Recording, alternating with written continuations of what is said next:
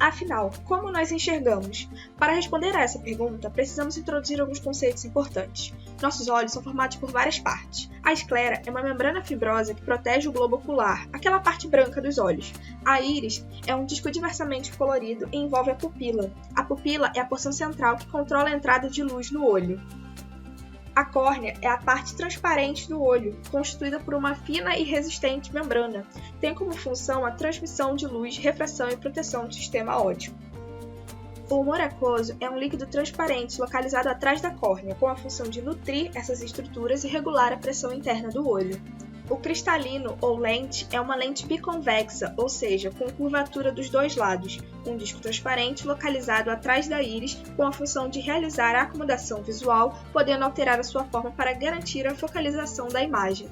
O corpo ciliar tem como função secretar o humor aquoso e contém a musculatura lisa, responsável pela acomodação do cristalino. O corpo vítreo é uma substância gelatinosa que mantém a forma esférica do olho. A retina é a parte mais interna e importante do olho. Ela possui milhões de fotorreceptores que enviam sinais pelo nervo óptico até o cérebro. O coroide é uma membrana rica em vasos sanguíneos, responsável pela nutrição do globo ocular, e o nervo óptico é responsável pela transmissão dos sinais do olho para o cérebro. As lentes são dispositivos ópticos que funcionam por refração da luz. Elas podem ser convergentes, positivas, em que o centro é mais espesso que as bordas, podendo ser de três tipos: lentes biconvexas, apresentando duas partes convexas, lentes plano-convexas, que possuem um lado plano e outro convexo, e também lentes côncavo-convexas, que apresentam um lado côncavo e o outro convexo. As lentes também podem ser divergentes, negativas, quando o centro é mais fino que as bordas, podendo também ser de três tipos: lentes bicôncavas, caso apresentem duas faces côncavas, lentes plano-côncavas, quando apresentam um lado plano e o outro côncavo, e as lentes convexo-côncavas, apresentando um lado convexo e o outro côncavo. Também é importante falarmos sobre os fenômenos de reflexão e refração. A reflexão consiste no fato de a luz voltar a se propagar no meio de origem, após ser incendida sobre uma superfície que separa dois meios diferentes, como um espelho, por exemplo. Já a refração consiste na passagem de luz de um meio para outro meio diferente, sofrendo um desvio angular, sendo medida pela lei de Snell.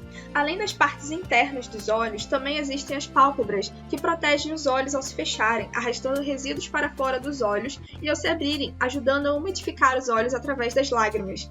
Quando necessário, elas também se fecham rapidamente, formando uma barreira mecânica que protege os olhos de lesões. Também há a sobrancelha, que dificulta a passagem de suor para os olhos, e os cílios, que protegem os olhos de poeira e micro-organismos.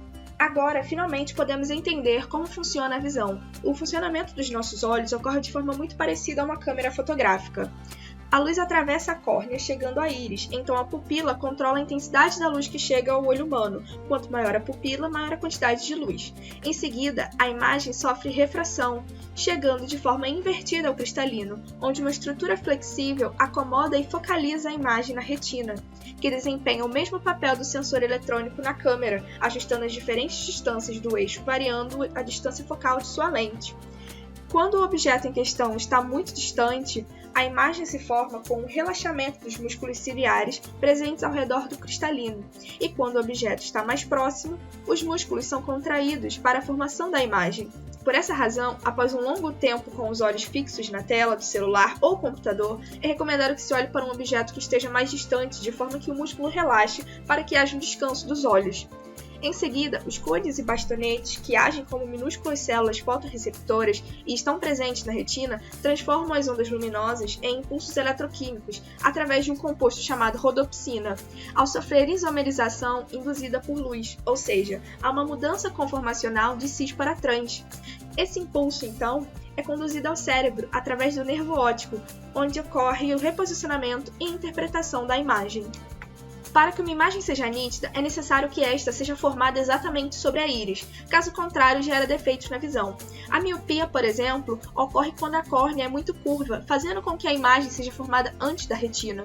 Já a hipermetropia ocorre quando a córnea não é curva o suficiente, então a imagem é formada atrás da retina, enquanto que o astigmatismo ocorre quando a superfície da córnea não é esférica, porém é mais curva em um plano em relação ao outro, o que faz com que as linhas horizontais formem a imagem em um plano diferente daquele formado pelas linhas verticais. O resultado disso é que na miopia, os objetos que estão mais distantes não podem ser vistos com tanta nitidez.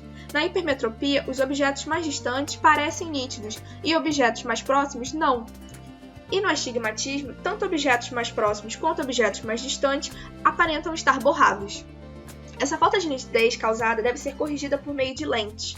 A miopia pode ser corrigida com o uso de uma lente divergente, já a hipermetropia é corrigida com o uso de uma lente convergente, enquanto que o astigmatismo pode ser corrigido com o uso de uma lente com superfície cilíndrica.